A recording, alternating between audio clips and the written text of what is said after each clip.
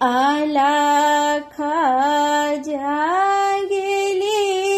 सासु कुंवर लिखी लेली देवलोक नाथ पठैल हे अलख जागेली सासु कुंवर लिखी लेली देवलोक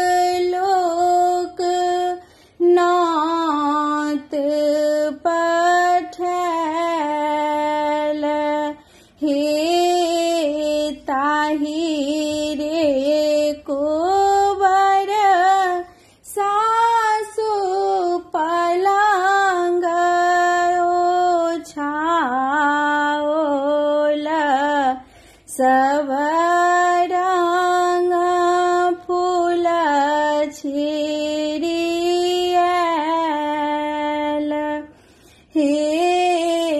ताहि रे कुंवर सासु पलंग ओछाओल सवरंग फूल छिरियल हे ताहि रे कुंवर घर राम जी के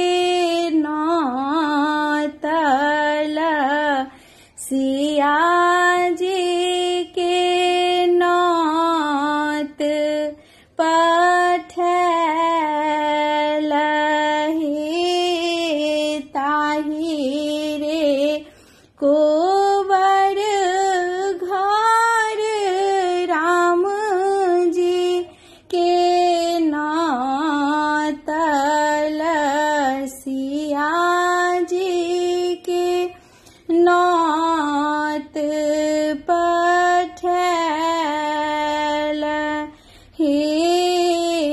जुगे जुगे सिया जी के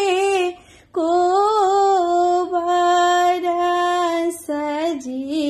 गेल देव मिली रहता सहाय हे जुगे जुगे सिया जी के